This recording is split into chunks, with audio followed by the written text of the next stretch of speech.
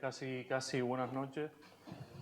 Bienvenidos y bienvenidas a esta segunda presentación del libro, diálogo en este caso, con la autora Pilar Torres, dentro del marco de este Festival de Novela Histórica Ciudad de Tacoronte, que continúa hoy con todos los actos previstos y que nos llevarán hasta este próximo domingo. Tenemos la suerte de contar hoy con, como digo, con Pilar Torres, que es licenciada en Derecho, que durante 2 décadas trabajó en el sector de la banca, y digo yo, y creo, afortunadamente, lo cambió por el mundo de las letras, por la escritura. Primero con una novela publicada en Ediciones Idea en el año 2015, La Quinta Bella Vista, y más recientemente, en el año 2001, con La llave en el espejo, que es la novela, La llave del espejo, perdón, que es la novela que presentamos hoy aquí en este festival. Así que nada, Pilar, lo primero, buenas tardes, muchas gracias por aceptar la invitación. Yo creo que a lo largo de todas estas presentaciones, actos que llevas realizando, habrás oído aquello 1000 veces de que quedaste quinta en el Premio Nadal. Finalista. Bueno, sí. Finalista, quinta, sobre un total de 1071 manuscritos. Ahora te haremos ya todas las preguntas, pero como ayer estuviste, recordarás que ayer empezamos de una manera un poco distinta. Distinta porque, al menos para mí, la música forma parte también de la literatura, de la creatividad, etc. Y la primera pregunta que les hacía ayer a las personas que entrevistamos era, si estuviéramos ahora en algún sitio o incluso pudiera sonar, ¿qué música estaría sonando para ti? ¿Qué canción podría sonar? Bueno, antes de nada agradecerles a todos y a todas que estén por aquí. Después de un año que presenté mi novela La llave del espejo, me sigue sorprendiendo que haya público, personas que sigan siguiéndome, que me continúen como seguidores, tanto en redes sociales como en estos actos. Así que mi agradecimiento de verdad porque estén aquí, porque nos acompañen. Vamos a intentar pasar un rato agradable. Sobre todo me gustaría no caer en el tópico de voy a hablar de mi libro. Y si podemos abrir nuestras mentes, nuestros corazones hacia lo que es La llave del espejo como obra literaria o como camino de los artistas o como mi propio camino en la creación, pues mejor, ¿no? Como me sabía la pregunta porque vine ayer y voy con la lección aprendida, pues he hecho trampilla, claro, era evidente, ¿no? Pero a pesar de que he hecho trampa, me cuesta responderte porque yo soy una persona que vive con la música igual que tú y no sería capaz de darte un hilo musical que englobe a Julian North en estas peripecias, en este viaje del héroe que ha transitado desde que arribó a Canarias hasta el fin de sus días, ¿no? Quizás lo que más se acerca, pero por la imagen tan mística y tan potente que tiene esta película, es la banda sonora del piano. ¿Por qué? Porque la música tiene ese movimiento ondulante del mar y sobre todo porque esa figura de la mujer frente al océano con su piano al lado, yo la intenté evocar también en el book trailer poniendo a nuestra querida Julian North con su caballete frente a las costas de Taganana, ¿no? Hay una foto que saqué que yo quería que saliera como portada del libro y era esa sensación que da esta foto o esta pintura, la portada del piano, es como una mujer frente al abismo de la vida, ¿no? Frente a esas olas incesantes que supone la vida. Y la música del piano en su banda sonora constantemente simboliza ese ciclo porque armónicamente es un ciclo de ida y vuelta, un ciclo de ida y vuelta. Entonces creo que lo más que se parece es a esta banda sonora.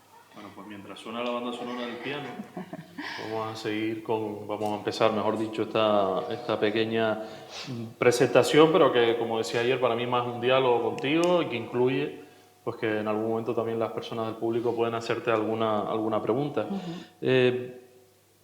Bueno, yo me planteaba, cuando empecé a seguir, bueno, ya a conocer tu trayectoria y demás, todo lo que he ido siguiendo, cómo se vive el tránsito de, pues, de lo que hablaba antes, ¿no? De ese mundo de la banca, del derecho, de repente, a vivir el tránsito, a dedicarte, creo, ahora mismo ya en exclusiva a las letras, a la literatura.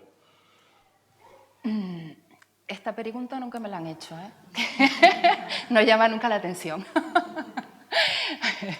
Digamos que el tránsito se vive con dolor, el tránsito en sí. Es decir, es como si tú de repente te despojaras de tu piel, de tu coraza, y te quedarás desnuda ante el mundo, te quedarás con una sensación de vértigo y de decir, no tengo otro remedio si quiero ser honesta con mi propia naturaleza, con lo que yo soy, lanzarme a este camino. Hasta llegar a ese punto, pues noches sin dormir, domingos llorando, pues una sensación de que la vida iba empujando por otros derroteros y bueno, yo tengo en casa todavía lo tengo, yo que soy como muy manual, muy de escaleta, muy organizadita, de libretita, de regla y de todo eso, hice un ejercicio un día porque yo necesitaba recomponer en mi cabeza, recomponer en el papel lo que yo tenía en mi cabeza. Y lo que tenía en mi cabeza es una lucha entre qué es lo que estoy haciendo y qué es lo que yo quiero hacer y cuáles son los pros y los contras, ¿no? Entonces cogí un folio y yo me dije a mí misma, vale, yo voy a durar 80 años. A lo mejor duro más o duro menos, pero yo estoy contenta si llego a los 80. Y hice la escaleta de los 0 a los 80 años. Yo he consumido de mi vida hasta aquí y me queda esto. De lo que yo he consumido en mi vida, y entonces hice las marcas de mi infancia, de la universidad, de mi vida laboral y del tiempo que había estado en la banca. Y cuando lo puse en la escaleta, realmente todo ese tiempo era pequeño. El tiempo de la banca era pequeño, a pesar de que a mí me había parecido que 22 años y eran ya más que suficientes. 22 años allí. Y entonces yo dije, bueno, pues de aquí a los 80 me queda este tramo de vida. ¿Quiero continuar en este punto de banco o quiero hacer un cambio y poner aquí otra casilla que se acorde conmigo? Entonces bajé, hice una división positivo, negativo. ¿Sabes lo que ocurrió? Que en lo positivo de quedarme en el banco estaba el dinero y en lo negativo de quedarme en el banco estaba la vida, la salud. Y cuando yo hice ese contraste y de repente vi que había un negativo que me estaba drenando la vida y había un positivo que era el dinero, yo dije, bueno, pues aquí tengo que hacer un plan, porque esto no es romántico, esto no es que cojas y saltes y digas, bueno, y ahora me dedico a la literatura y soy una bestseller. No, hay que hacer un plan, hay que crear un plan para llegar al punto de saltar. Entonces, bueno, el tránsito ha sido lento, fue creado durante años, planificado para cuando yo diera el salto, que tuviera todas las cuestiones medianamente ubicadas y ahora estoy, digamos, que en ese océano sin flotador, por fin. Pero durante muchos años pensé que yo no sabía nadar y esa sensación de, cuando me dejen sin el flotador me voy a hundir seguro, eso lo he tenido hasta hace 6 meses. Esa sensación. Lo que ocurre es que después la vida, como a Julián, cuando te pone a prueba, saca lo mejor de ti, saca todos tus recursos. Y si eres valiente, pues tú dices, no importa, a mí no me importa trabajar, a mí no me importa esforzarme, A mí lo que me importa es que cuando me levante por la mañana yo esté alineada. Y creo que la vida está sacando lo mejor de mí en este momento y me está acompañando porque mira, no tengo más que mirar delante de mí, ¿no? Sois el reflejo de que hice bien en tomar esta decisión. Aunque he pasado muchas noches solitarias, cuando vengo a estos lugares pensando que van a haber 4 personas y veo 5, 10 o 15, para mí ya es un éxito. Y sois el reflejo de que mi decisión funcionó y sois ustedes los flotadores ahora mismo. Así que así se vive. O sea, que se supera el miedo o se afronta, se convive con él y a veces sale mejor o a veces sale peor, está claro. Esa novela, aunque vamos a entrar en profundidad en ella, en La llave del espejo, pero a mí también me interesa un poco hablar, al menos mínimamente, de La quinta bellavista. Fue tu primera novela. Si nos puedes hablar al menos brevemente de la novela para entender el tránsito que luego nos lleva a este otro libro, que te ha llevado pues, a que te conozca, bueno, creo que el gran público, sí, tanto aquí como fuera de las islas. Vale. La Quinta Bellavista fue mi primera incursión en el mundo de la novela. Yo hacía cuentos, hacía relato corto, siempre me gustaba indagar en la historia, porque la historia siempre te da como si fuera un tapiz, una base, una localización, un personaje del que puedes tirar. Y a mí me resultaba sencillo construir desde ese tapiz. Entonces La Quinta Bellavista nació como un intento de hacer una autobiografía romántica, que ese era su primer impulso, pero un viaje me dio un filón buenísimo para transformar esa novela de corte autobiográfico romántico en algo más grande.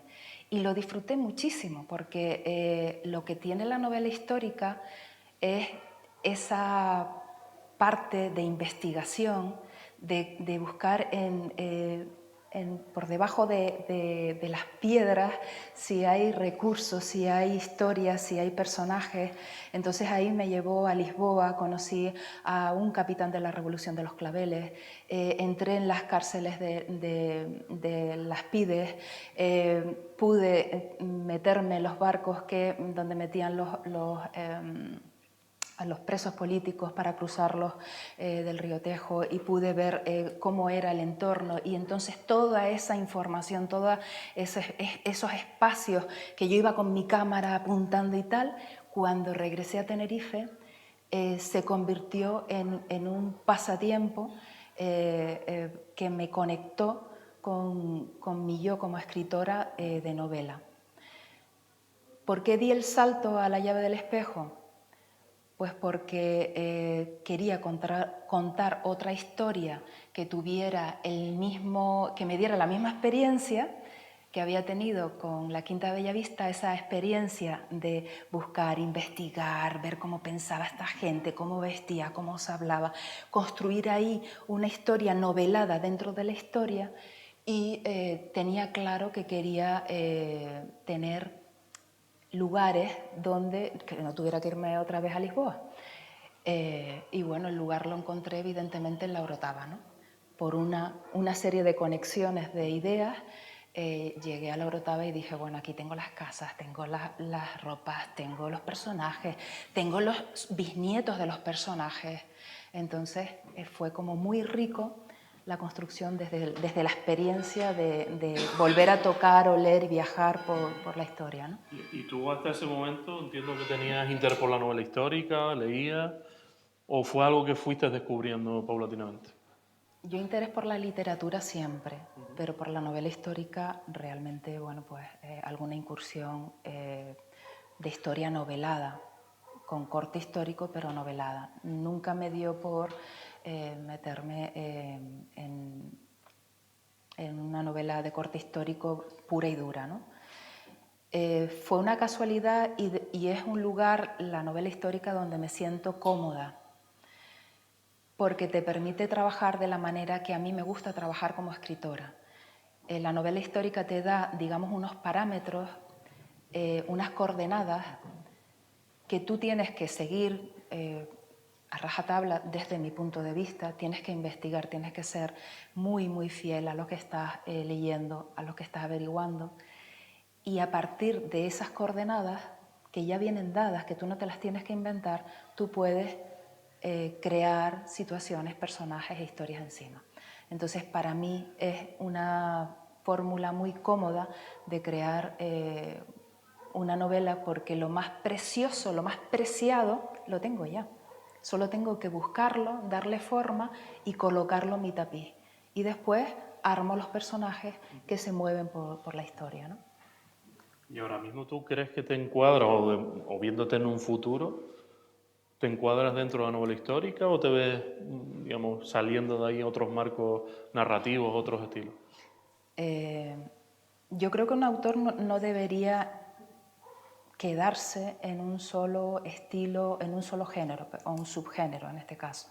No debería quedarse en un solo subgénero, debería transitar por más caminos, ¿vale? Pero sí es cierto que yo tengo en la gaveta dos ideas, y me he decantado por otra vez por un tema histórico, por un periodo histórico donde construir y novelar. ¿Por qué razón? Porque alguien muy sabio en La Gomera me dijo, ¿por qué vas a escribir otra cosa si lo que necesitamos son personas, escritores, que nos traigan el pasado para que nosotros lo conozcamos? Y esto enlaza con la conversación que tú tuviste ayer, esta maravillosa escritora, que conectó con una parte de su infancia y nos mostró la historia a través de sus ojos, a través de su mirada, ¿no?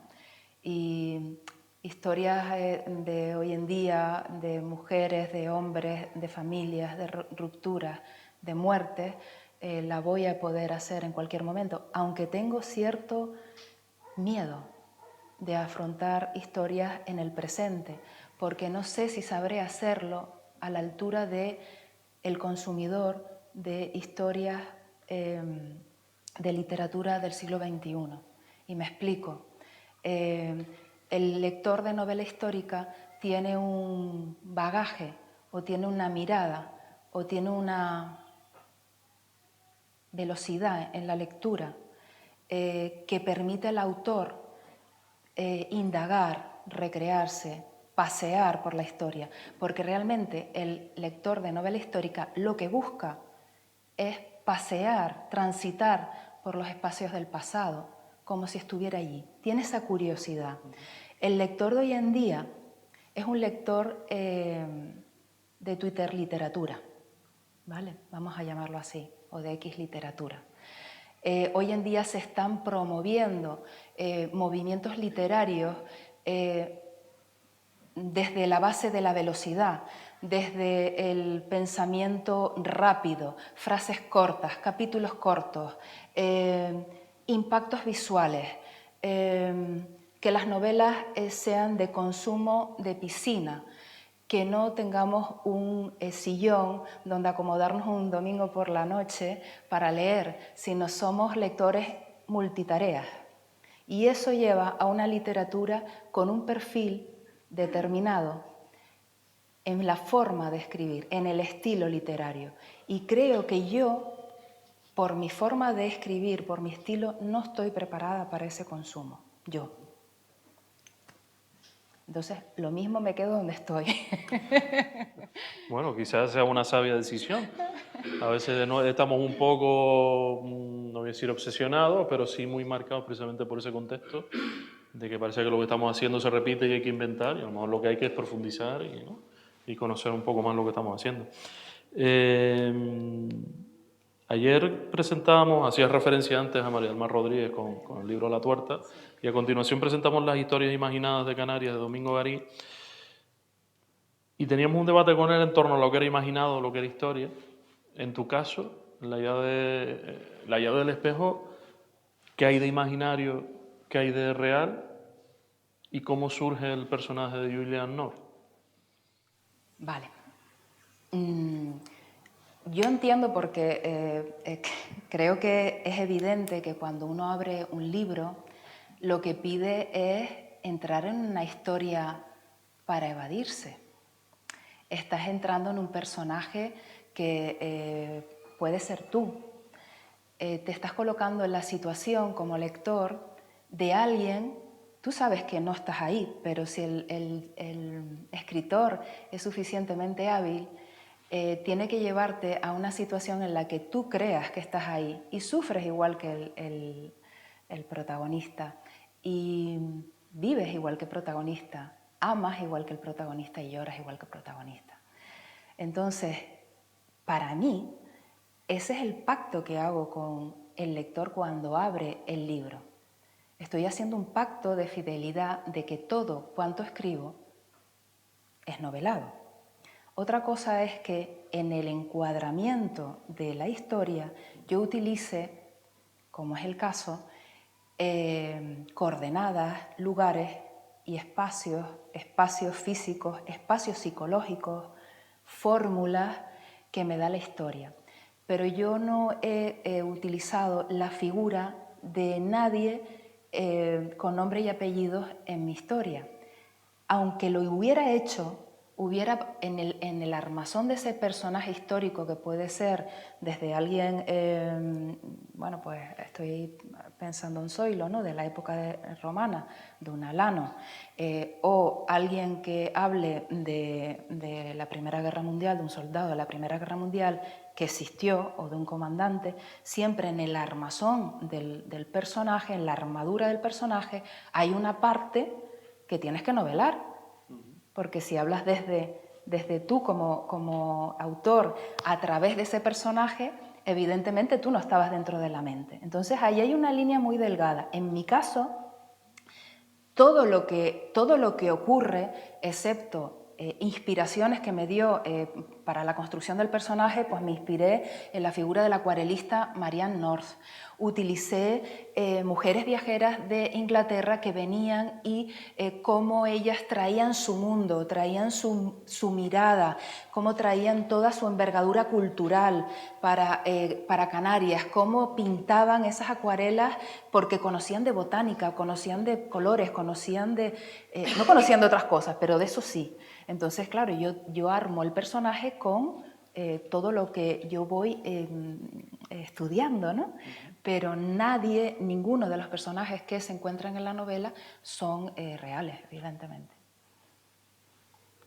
No sé si te he respondido. Sí, no, sí, perfectamente. No, estaba pensando que una de las cosas que a mí me llamaba la atención, me parecía que merece la pena destacar, tú haces toda esa contextualización, introduces pues elementos a veces transversales, ¿no? Ese comercio canario británico, por ejemplo, a través de la artesanía, de la lana, etcétera.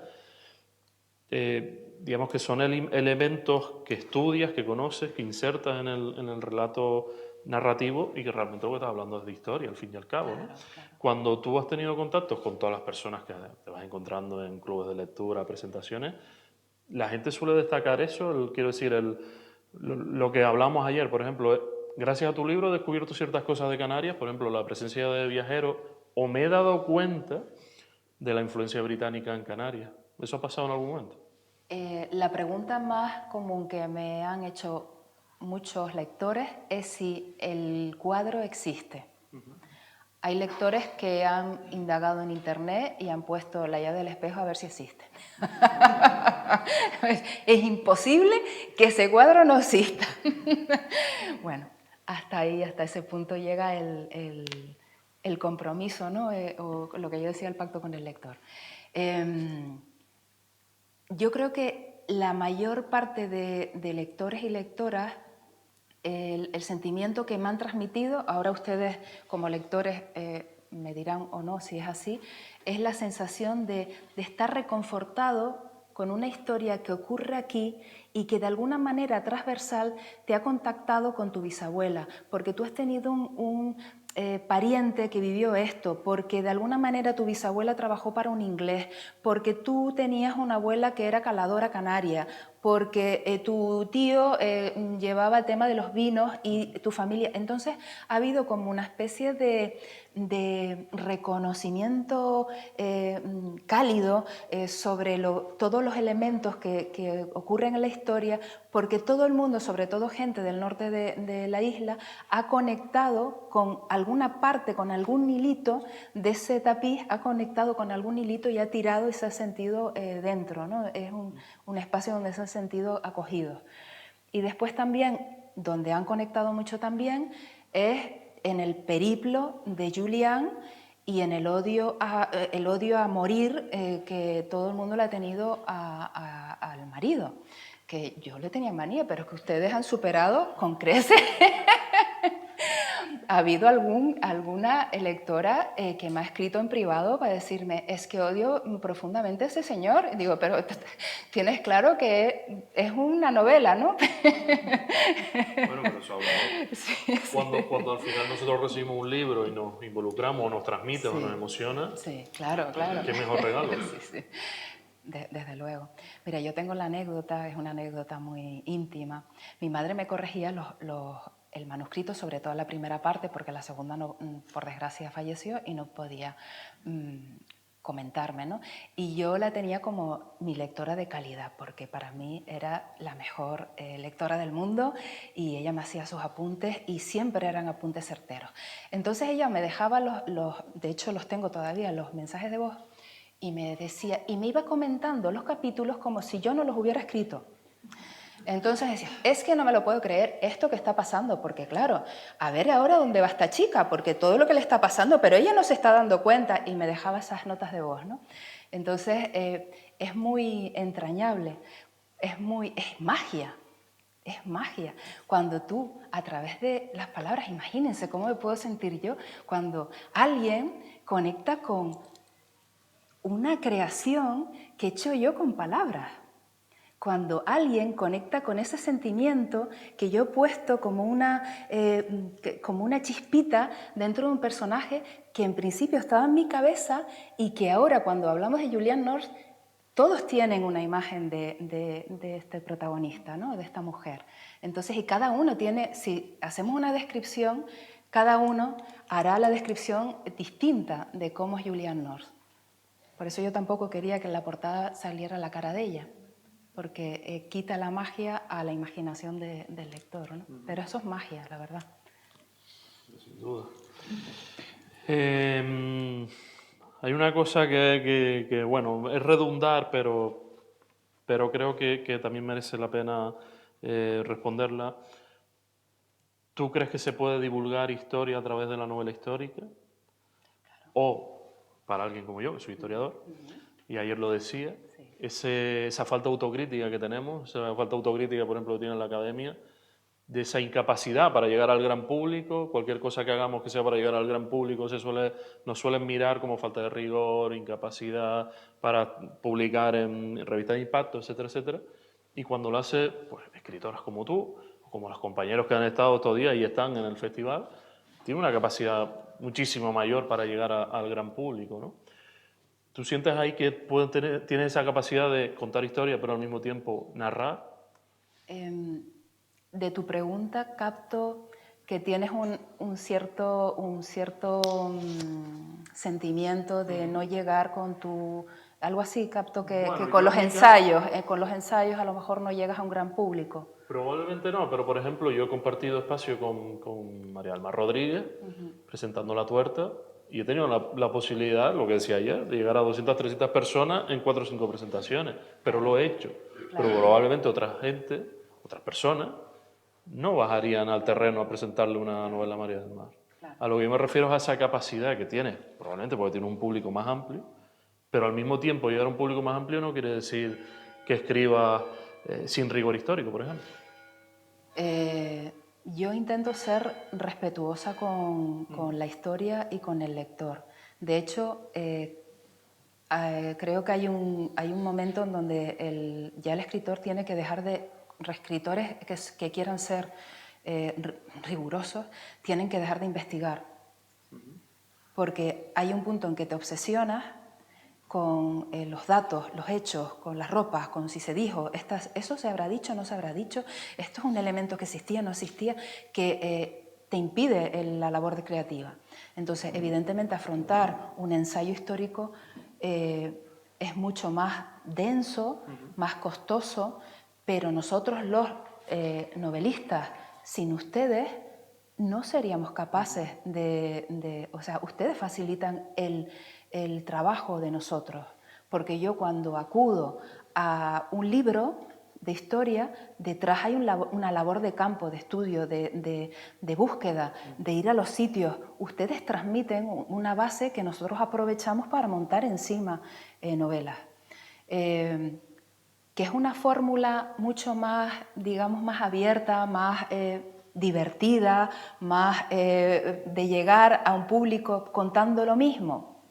Creo que sí, evidentemente. Y creo que podemos hacer un buen equipo donde todo el mundo gane.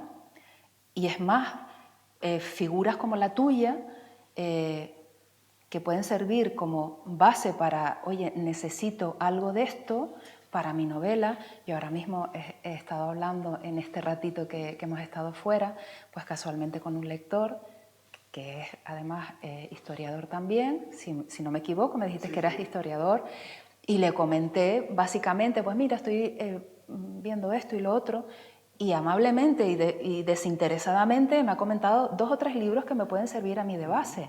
Pues esto es una transferencia del conocimiento desde él hacia mí.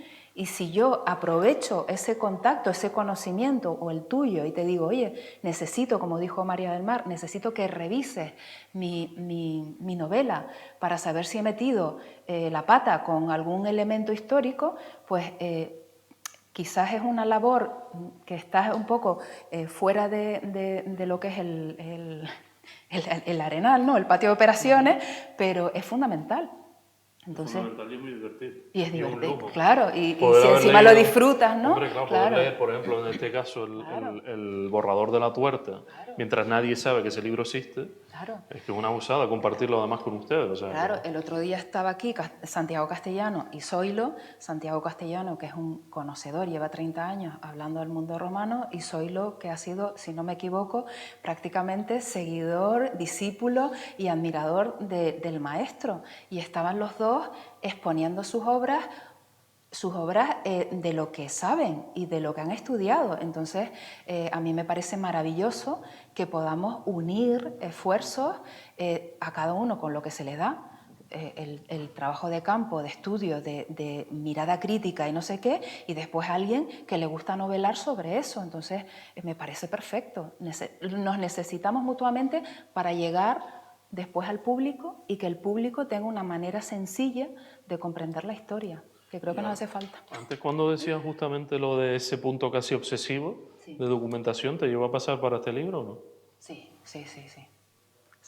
porque el libro yo casi no dejo la trama B. Los que lo han leído, la trama B es una trama que está ambientada en Nueva York.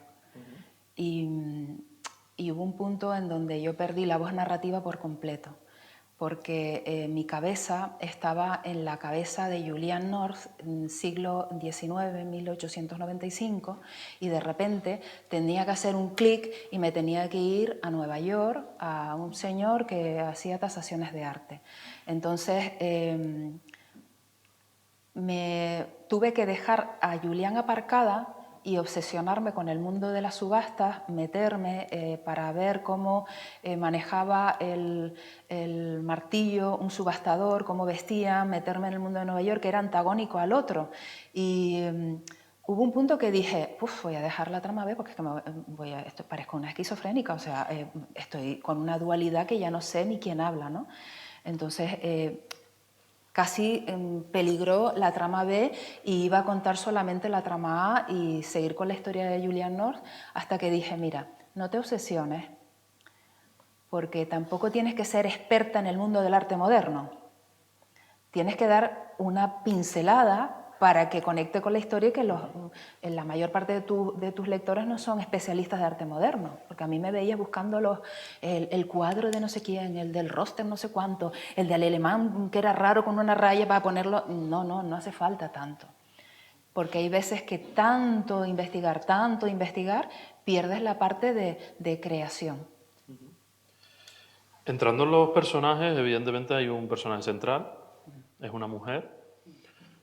Que esa perspectiva esté presente, bueno, llevamos ya mucho tiempo que hay una historia de las mujeres que se está haciendo, quizás en estas últimas décadas aún más.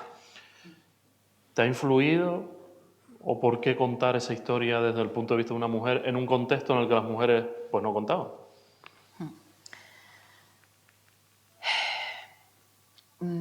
Ayer se lo preguntaste a María del Mar y yo me quedé reflexionando sobre la pregunta. Lo más fácil para mí es responderte que yo también me siento más cómoda hablando desde la mentalidad de una mujer. También siento que hay una historia que tenemos que compensar de alguna manera, darle voz de alguna manera. Y también te voy a decir que me apetecía, ¿vale? Desde esa libertad que tenemos el Creador para poner y hacer lo que nos apetezca. Es decir, no tengo por qué explicar por qué hablo desde una mujer o desde el punto de vista de una mujer o desde el punto de vista de un hombre. Sí es cierto, y en eso sí te voy a dar la razón, que cuando me voy a las librerías y veo los lineales, mucha novela histórica que tratan de mujeres que están saliendo desde el anonimato, escrita por mujeres. Y en la próxima novela, no sé si en principio la protagonista va a ser una mujer, pero a mí me gustaría ponerme en el compromiso como escritora, en el compromiso de hablar desde la mente de un hombre. Porque quiero transitar por la mente de un hombre en un momento donde había un conflicto bélico.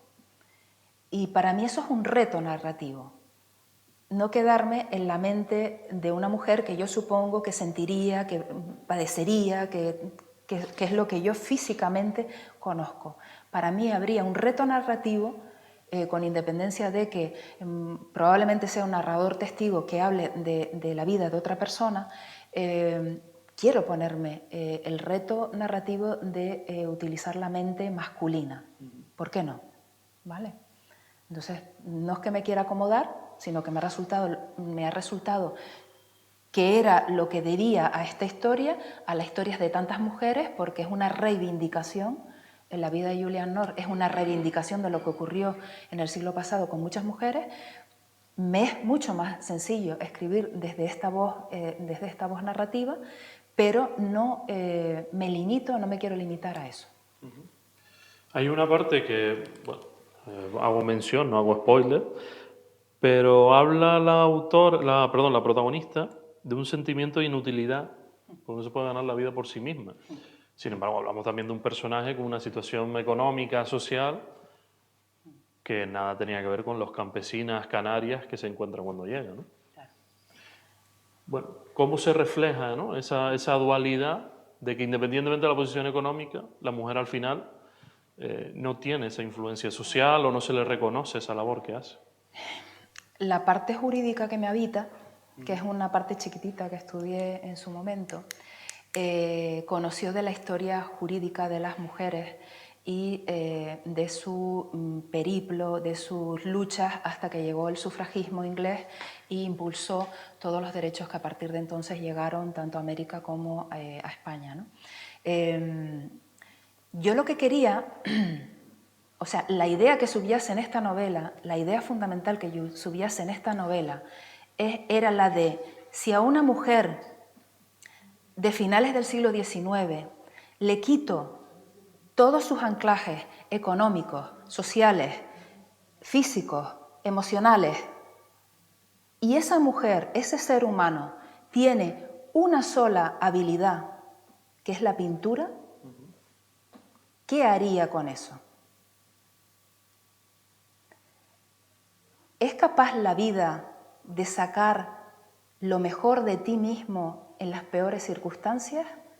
¿Es la vida capaz de darte el impulso cuando tienes todo que perder?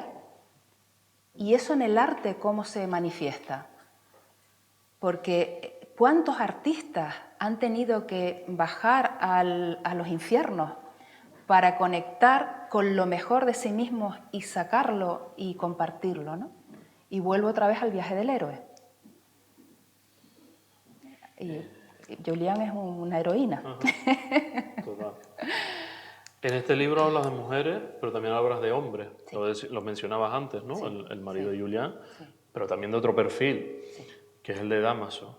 Muy bien. ¿Cómo se contraponen dos figuras, dos modelos, incluso podemos hablar de dos prejuicios? Alguien que viene más de un mundo urbano, alguien que viene plenamente del mundo rural, comportamientos distintos, ¿no? Y cómo se entrecruzan con la vida de las mujeres que protagonizan la obra. Yo quería salir, quería poner a Julián en dos compromisos. El primer compromiso era un compromiso del amor adolescente. Ese amor que llega, que te arrebata, que te parece que es un tipo guapísimo, de clase social, lo esperado, lo que todo el mundo desearía, lo que te daría a ti caché, y no ves más allá de esa fachada, ¿no?, que tenía el inglés, ¿no? El inglés con todas sus circunstancias, porque si se dan cuenta, la novela está contada desde el punto de vista de Julián en casi todas las escenas, ¿no? Entonces te da la sensación de que Julián es como una mujer que está como en una nube cuando empieza, ¿no? Es como un adolescente que está en una nube, que ve a aquel tío guapo, que no sé cuánto, ay Dios mío, que si me besó, que si me tocó, que si me tal. Pero había un tufillo que desprendía a este hombre que ella era incapaz, su intuición femenina era incapaz de captar, porque no estaba preparada. Más adelante, en la novela, aparece otra masculinidad. Y esa masculinidad estaba revestida de tosquedad, de unas manos rudas, un tipo grande, que no sabía escribir. Y es la antítesis de lo que había vivido antes. Ella, como inglesa, que viene de una clase social, que viene revestida de una educación, que viene revestida de guantes, de muselina, de no sé qué, no casa con esta masculinidad. Y tiene que aprender que detrás de la tosquedad, de ese tío tosco que labra el campo, detrás de esas manos que cuando la acarician le raspan, hay un ser humano que es más valioso que el otro. Y ese aroma que tenía Dámaso en el pecho, que olía a tierra, que olía a romero, que olía a vino recién recogido, ¿no?, a uva, ese olor era el olor del amor. Y yo quería que hubiera esa dualidad de la masculinidad y ese aprendizaje del amor cuando uno es adolescente, que se deja embaucar por una imagen, y cuando uno conoce el amor verdadero, en donde ya entras y ella es capaz de bajar la cabeza y decir, creo que a pesar de que yo me considero superior moralmente, vengo de un país que es la primera potencia mundial y este es un pobre canario, creo que soy yo la que no estoy a la altura de su amor. Y eso es un aprendizaje. Eso es lo que yo quería, sí, sí. Y además, contando como planteas, ¿no?, los personajes que además son real, las visiones que quedan de Canarias en las crónicas de los viajeros, de las viajeras británicas fundamentalmente, pero alemanes, franceses, ¿no?, es esa superioridad europea frente a este archipiélago norteafricano. Vamos a ir llegando casi al final de la entrevista, aunque los organizadores no se han atrevido de momento a querer cortarme, dado el retraso con que nos han hecho empezar esta presentación. No sé si alguien del público quiere aprovechar, quiere hacer alguna pregunta, Pilar, o continúo yo, ¿eh? ¿Sí? Tengo aquí un club de lectura, no te creas. Lo único que vamos a pedir, le van a pasar el micro, que seamos breves, dado que vamos a ir cerrando la entrevista. Hola, sí. Buenas noches. A mí me gustaría, si pudiera remarcar un poco, que no se ha comentado, toda la parte del cuadro de Christie's, de la búsqueda de la pintora, del arte, de la vida, porque realmente el cuadro, nosotros somos los espectadores del cuadro, somos los espectadores de la novela, interactuamos, y en la entrevista muy interesante se ha desarrollado solo la parte canaria y me interesa mucho la relación del cuadro, cómo va evolucionando ella y todos los saltos temporales, espaciales que va haciendo la novela. Si puedes comentar también toda esa parte, porque no, a mí al menos me dio mucho una perspectiva nueva sobre la pintora y sobre cómo iba ella evolucionando, ¿no? Y Vale, sobre cómo eran mujeres y todo el mundo de detrás hacia adelante, el mundo del arte, ¿no?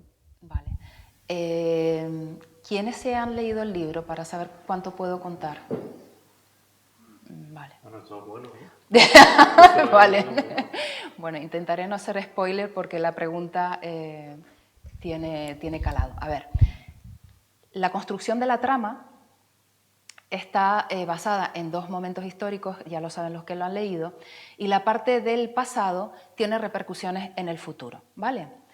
La parte que está ambientada en Nueva York tiene una misión, y la misión es, primero, darle velocidad a la novela, que esa es una parte técnica, y en segundo lugar, que el lector esté buscando las pistas o las miguitas que yo voy dejando en la parte histórica para que busque la correspondencia en la parte moderna, ¿vale? La parte A y la parte B. A mí me resulta divertido eso, hacerlo, porque habrá llegado un punto en donde, si lo hice bien, les tuve que crear una confusión, si lo hice bien. Y eso es divertido. La parte B también tenía una segunda misión y era hacer una crítica pequeña, porque yo no soy especialista en historia del arte, pero sí me investigué y busqué una crítica pequeña al actual mundo de las casas de subasta y del arte moderno. ¿Quién pone precio a una obra de arte? ¿Con qué baremos?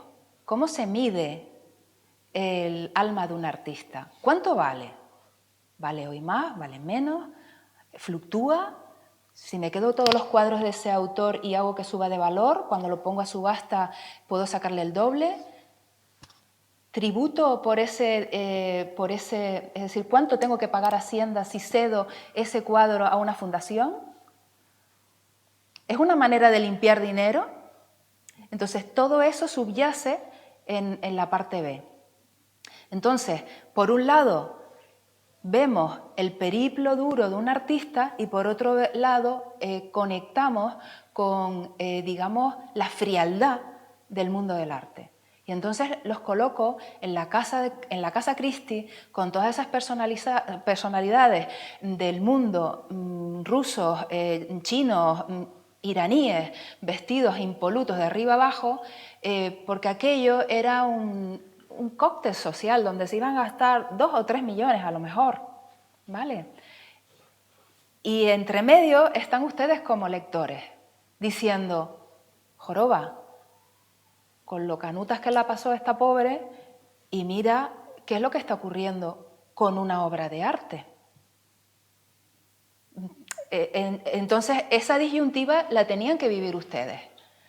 Porque la idea mía era que la historia fuese avanzando para que se viera la injusticia que se puede hacer desde el punto de vista del arte moderno. Esa era la idea. No sé si te he respondido. ¿Sí? Vale. Espero no haber hecho mucho spoiler. No sé si hay alguna intervención más, alguna pregunta. Si no, vamos a ir entrando ya en esta fase final. Hemos ido hablando mucho de la obra, como decía la persona que acaba de intervenir. ¿Qué te llevó a presentar este manuscrito al Premio Nadal? Bueno, eso nos daría para otra hora más, pero rápidamente necesitaba publicar.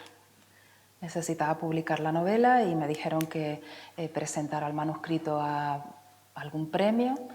Yo lo presenté a todo lo que más o menos vi en el corte que podía admitir la historia. Al Nadal, les digo con toda sinceridad, no tenía ningún tipo de expectativa. Yo lo presenté como la joven que va a Nueva York con un maletín y $20 a buscar trabajo en Broadway, o sea, con la misma inocencia, y cuadró que saltó y saltó como finalista. Entonces, evidentemente no tengo un premio, pero sí tengo un reconocimiento me ha servido para empujar y para tomar determinadas decisiones. No sirvió para encontrar editorial, eso fue otro periplo más, y estoy repitiendo periplo mucho, pero que es verdad, otro viaje más, pero yo creo que hoy en día sí, el mundo de editorial es muy complejo. Aquí tenemos a Jose, que son las 8 de la noche, un viernes, y está aquí trabajando. Es muy complejo para sacar adelante una empresa. Piensen que este es un producto que tiene múltiples participantes hasta que llega a las manos de ustedes, y hay distribuidores, hay editores, hay correctores, hay libreros y está el autor. Y todo esto se reparte y da de comer a mucha gente. Da de comer a mucha gente. ¿Que está correctamente repartido el pastel? Desde mi punto de vista, sinceramente, no. Pero el producto final, que es esto, que está en sus manos y que ustedes tienen la oportunidad de que siga existiendo para que todos podamos seguir trabajando, escribiendo novelas, para que yo se pueda también tener a final de mes y pueda seguirse dedicando a esto, que ya ven, es un trabajo de estar en el sitio y luchar por los libros y presentarlos y abrir un festival. Entonces, yo de verdad les animo que sigan comprando novela histórica, no novela histórica, compren en papel, compren en Kindle, pero no dejen de leer, ni dejen de apoyar a la gente que nos dedicamos a esto. Has nombrado tantas veces a Jose que hay que decir que a Jose Suárez Sí, es es uno que de los... vamos, que lo veo aquí y yo digo, este hombre es un currante, pero como está mandado, vamos. Uno de los organizadores de este festival, responsable de Nectarina Editorial, y que además yo les invito a que entren en el catálogo de Nectarina, Sí. porque Sí, van a sí. encontrar todo un catálogo de poesía que prácticamente ahora mismo no lo tiene ninguna otra editorial, apostando tanto por gente joven como ya con muy reconocida. Y es importante también ponernos en valor, ¿no? Sí. Lo que estás Y además diciendo. a Jose tiene una cosa, que él, como profesional, pasa filtro a lo que recibe. Él le pasa un filtro de calidad. No puedo decir lo mismo de muchas editoriales que están funcionando hoy en día y que se mueven por impulsos de cuántos seguidores tienes en Instagram y cuánta gente acarreas a tu espalda. Cuando un editor hace la labor de Jose, que es la labor del editor antiguo, que pasa filtro, que sabe de lo que habla, que sabe reconocer a un autor de calidad en 3 páginas, entonces tenemos que apoyar a figuras como este hombre. Hay que apoyarlo. Es un autor canario, novela histórica también, como la de Fátima Martín, que gracias a él nuestra Torrente Ballester tiene su segunda novela publicada y la ha sacado él, porque no, esta mujer, también como yo, intentó buscar editoriales fuera y el que la ha apoyado ha sido él. Así que mi reconocimiento. Mi reconocimiento. Iba a decir lo mismo, no sé en qué momento hemos pasado de hablar de la obra a... Aquí Pero somos todos un equipo, o ganamos todos o no. Exacto. Yo te digo, transferencia de conocimiento, ayuda, no sé, yo creo que, Es que no, que de es esto fundamental, va, vamos, de es que esto no va, trata ¿no? otra cosa. Y también apelo a los lectores, es decir, todos somos un equipo en donde todos nos retroalimentamos, entonces, ¿qué menos? Yo esto es por curiosidad, pero esto ya es puro morbo, puedo llamarlo así. ¿Cómo fue el recibir esa noticia de que te digan, Pilar, que eres finalista del Nadal? Pues mira, me llamó un escritor. Para alguien, perdón, Para que es tu mí. segunda novela, que Bueno, te ves ahí hinché a como... llorar, me hinché a llorar como una tonta. Vamos, yo me había... Porque son muy Eso fue el pocos Día de Reyes, o sea, el Día de Reyes, que me llama un escritor de Madrid, que además me estaba llevando en las correcciones, las últimas correcciones de la novela, y me dice como, bueno, me manda un mensaje como medio mosqueado, dice, coño, Pilar, ¿cómo no me habías dicho nada? Y yo, bueno, ¿te he dicho nada de qué? Estás aquí de finalista, y me manda la nota de prensa de la editorial. Y yo dije, estás de coña, ¿no? Dice, ¿tú lo presentaste? Digo, sí. Dice, pues aquí está tu nombre y el título de la obra. ¿Qué pasó ese año? Que, bueno, fue una cosa provocada por el COVID, no hubo cena. la famosa cena de entrega de los premios. Y a los 5 pobres finalistas que yo contacté con 2 más, ni una triste llamada, o sea, no nos dijeron nada, soltaron la nota de prensa. A mí me llamaron desde Madrid, gente que yo conocía que estaba metida en el tema, y yo dije, mira, es que no me han llamado, ¿tú estás seguro? Esto no será un fraude, no sé cuánto. Empezamos a mirar. Y como sabían que se llamaba así, si yo hice implica cerrada, no sé qué. Total que al final sí, la editorial corroboró, pero ahí quedó, o sea, fue una especie de susto del día 6 de enero. Después ya me lo tragué, ese día estuve todo el día así, ni regalo de Reyes ni nada, o sea, fue como muy inquieta, muy nerviosa. Yo sabía que esa noche iban a darle el premio y todo el mundo me decía, eso se lo van a dar a alguien de la casa que está con nombre en plica cerrada, con nombre falso, ¿no? Con seudónimo.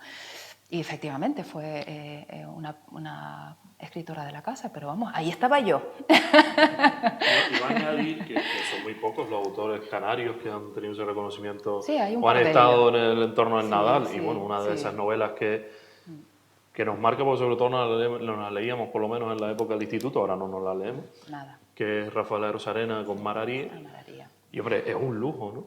Quiero Total. decir Sí, que, sí, que vamos. reconocer a una autora canaria, su segunda novela, con esta mención, este reconocimiento, el saber que estás ahí, bueno, un lujo y un orgullo para nosotros y nosotras. Pues, ¿no? Lo que mismo que hablamos de las editoras, de las editoriales, también poner en valor el trabajo que se hace y sobre todo ese trabajo oculto que queda, ¿no? Las horas que quedan detrás, que cuando escribe suelen ser muy duras. Yo te seguiría preguntando un montón de cosas. ya te Pero vamos a ir acabando. ¿Te veremos el próximo año en esta edición del Festival de el Novela próximo, Histórica? bueno, a ver, no me va a dar tiempo, te digo lo mismo que María del Mar, no me va a dar tiempo ni de broma. Pero estás escribiendo. La editorial quiere novela ya, y ya les he dicho que aflojen, que yo que yo no utilizo inteligencia artificial, yo soy costurera, a mano. El otro día le leí una pequeña entrevista a Andrea Abreu, a la autora de Panza de Burro, y justamente hablaba de eso, de los ritmos, de las presiones, los impactos que hay. Y eso entiendo que va a ser difícil de digerir, que esto tiene cosas buenas y también tendrá cosas negativas. Que yo tampoco soy una escritora, quiero decirte, que yo no soy Santiago Posteguillo, que estén sacando ya 10.000 ejemplares para la campaña Navidad.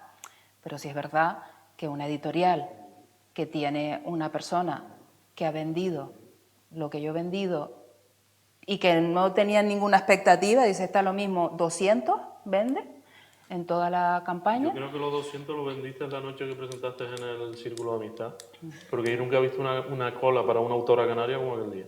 Sí, bueno, sí, pero eso fue por yo creo que el mejor marketing que puede tener un autor es mostrarse honesto y humilde y decirle a la gente, oye, tengo esto. A mí la entrevista de ayer de María del Mar me llegó al alma y dije, por fin, una escritora que muestra sin problema, no, yo escribo cuando tengo ganas, yo no me siento empujada, también está en un momento de su vida que está jubilada, pero que yo disfruto con esto, yo disfruto investigando. Estoy cansada de ver autores que parece que tienen un látigo encima. No, es que tengo ya que sacar la novela el año que viene y me lo voy a presentar a un premio, a ver si no sé cuánto. Y tengo que promover el Amazon para que entren no sé cuántas ventas. Y yo, joder, qué agobio, ¿no? No sé, sigo teniendo yo la mentalidad de María del Mar, es decir, esto para mí es una labor de orfebrería, de estudio, con cuidado, con tiempo, y yo necesito mínimo un año para un manuscrito medianamente acorde con lo que yo quiero hacer, ¿no? Entonces, no, el año que viene no estoy por aquí. Pero no te hemos sacado sobre qué estás escribiendo. No, pero bueno, ya... Nadie nos está viendo ahora mismo, ¿no? Sí, bueno, ya lo sabe alguien por aquí. Bueno, la última pregunta. Ayer dije novela, pero hoy vamos a dejarlo más flexible. ¿Qué película ¿Qué libro estás leyendo ahora? ¿Qué puedes compartir en este momento que también Bueno, cuando se estoy crea... ahí una mezcla porque soy muy saltimbanqui. Mira, estoy leyendo un libro que se llama El contraperfume porque estoy preparando un taller para formar a... es un poco raro. Es un taller para formar a vendedores perfumistas, ¿vale? De la casa Hermès. Entonces, parto de este taller, de este libro, que nos habla del mundo del perfume. El olfato es el elemento más complejo, pero también más directo con la memoria. Y no tiene un vocabulario, no tiene una transcripción. Cuando tú hueles algo, evocas más que... hay un vocabulario que está comparado con el gusto y con el tacto. Es suave, es cítrico. Bueno, pues ese libro me lo estoy leyendo. 1984, releyendo, subrayando el Gran Gatsby para un tema de personajes que tengo a mis alumnos ahora con el Gran Gatsby. Y última película que vi, que revisioné, fue Odisea en el espacio 2001. que fue, sí, o sea que tengo toda esa mezcolanza de hoy hice ahí un post en Instagram con mezcla de todo esto y nada, eso, más o menos creo que necesitamos como artistas estar constantemente nutriéndote de cosas para aportar después ideas y tener conexiones, ¿no? Como kinesiología, ¿no? Que es el arte este de conectar distintas artes. Bueno, vamos a llegar al final. Ahora pensaba, digo, me quedaba algo por preguntarle, pero más que preguntarte, has tenido experiencia con muchos centros educativos. Conozco a algunos compañeros y compañeras que me decían, no, una persona súper afable, súper cercana con el alumnado, le interesa un montón. Creo que ahí también hay una parte de trabajo muy potente que queda por hacer y a veces la dificultad que tenemos en los centros para poder contar con gente como tú y que en nombre de ellos que me lo decían, pues agradecerte también ese perfil. Nada más, simplemente recordarles que al final de la sala tienen un puesto de la librería Norte, que pueden adquirir el libro, La llave del espejo, y que creo que amablemente Pilar les va a firmar. Hombre, mira, me vine con creo que está cargado. Y para empezar además van a firmarme mi ejemplar, así que no. Muchísimas gracias, Pilar. Gracias. Venga.